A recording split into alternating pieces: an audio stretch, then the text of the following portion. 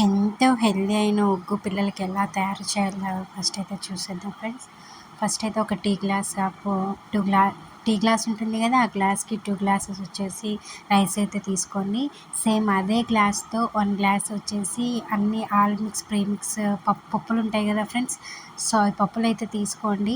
ఈ పప్పుల్ని విడివిడిగా కూడా తీసుకోవచ్చు. నేనేంటంటే నాకు ఈ పప్పుల పేర్లు తెలియదు కాబట్టి హైదరాబాద్లో ఉన్నప్పుడు డీమార్ట్లో మిక్స్ దాల్ మిక్స్ అయితే దొరుకుతుంది. సో అన్ని పప్పులు ఇలా మిక్స్ అయి ఉంటాయి. ఆ ప్యాకెట్ అయితే నేను తీసుకున్నాను. సో ఇందులో వచ్చేసి పెసరపప్పు, మినప్పప్పు, అదే కందిపప్పు, ఇంకా రెడ్ దాల్పప్పు, ఇట్లా కొన్ని పప్పులు అయితే ఉంటాయి. ఇవన్నీ శుభ్రంగా వాష్ చేసుకొని ఒక 1 అవర్ అయితే నానబెట్టుకోండి. తర్వాత ఇలా ఇంట్లో ఒక కాటన్ క్లాత్ మీద ఇలా 2 వేసేసి ఒక 1 అవర్ 2 అవర్స్ అయితే ఆరబెట్టుకోండి ఫ్రెండ్స్. నేనైతే ఇవి ఎండలో పెట్టలేదు, ఇంట్లోనే పెట్టేశాను. ఇలా మొత్తం అంతా పరుచుకొని ఒకసారి అయితే ఆరబెట్టుకుని ఆ తడి మొత్తము ఆరిపోయేలాగా కొంచెం అయితే ఆరబెట్టుకోండి ఫ్రెండ్స్. తర్వాత వచ్చేసి వీటిని సపరేట్గా నేనైతే వేయించుకున్నాను, అదే డీప్ ఫ్రై చేసుకున్నాను. సో ఫస్ట్ అయితే రైస్ అనేది నేను ఫ్రై అయితే చేసుకున్నాను. తర్వాత వచ్చేసి బాదము అండ్ ఆల్మండ్ అయితే తీసుకోండి. సో ఇన్ని గ్లాస్ ఆఫ్ వాటికైతే ఇన్ని ఆల్మండ్స్ అండ్ బాదం అయితే తీసుకున్నాను. మీరు కొంచెం క్వాంటిటీ తీసుకున్నట్టయితే ఒక 3 గోడంబి ఆర్ 3 ఆల్మండ్ అయితే సరిపోతుంది.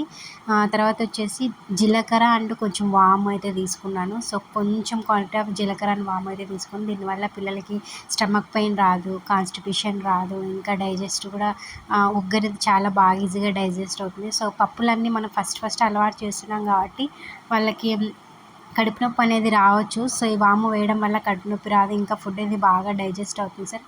చూసారా ఫ్రెండ్స్, ఇలాగైతే ఫస్ట్ రైస్ అయితే నేను ఇలా ఫ్రై అయితే చేసుకున్నాను. కొంచెం కలర్ చేంజ్ అయ్యి మనం నోట్లో వేసుకుంటే కరకరలాడాలి ఫ్రెండ్స్. కొంచెం సౌండ్ అనేది రావాలి. సో అలా వచ్చితే ఈ రైస్ అనేది మిక్సీ పట్టడానికి కూడా చాలా ఈజీగా మనకి అయితే అయిపోతుంది. ఇలా కొంతమంది అయితే పప్పులు రైస్లు కూడా మిక్స్ చేసి అయితే ఫ్రై చేస్తారు. నేనైతే అలా చేయను. ఫస్ట్ అయితే రైస్ అనేది కొంచెము వేయించిన తర్వాత నేను పప్పులను అయితే వేయించుతాను. సో అక్కడక్కడ ఏమైనా తేమ ఉన్నా కూడా అదైతే కరిగిపోతుంది. ఇలా నెక్స్ట్ వచ్చేసి ఈ పప్పులన్నిటిని వేసి కొంచెము అయితే వేసుకున్నాను. దీంట్లోనే వాము అండ్ జీలకర్ర కూడా యాడ్ చేశాను. దీంట్లోనే అయితే ఒక 2 స్పూన్స్ ఆఫ్ నెయ్యి అయితే యాడ్ చేశాను ఫ్రెండ్స్. మీ బాబుకి దగ్గు ఉన్న ఒకవేళ నెయ్యి పడని వాళ్ళైతే దీన్ని అయితే స్కిప్ చేసేయచ్చు. నేనైతే స్వీట్నెస్ కోసం అండ్ ఫ్లేవర్ కూడా చాలా బాగుంటుందని నెయ్యి అయితే ఇందులో యాడ్ చేశాను. నెయ్యి కూడా చాలా మంచిది పిల్లలకి.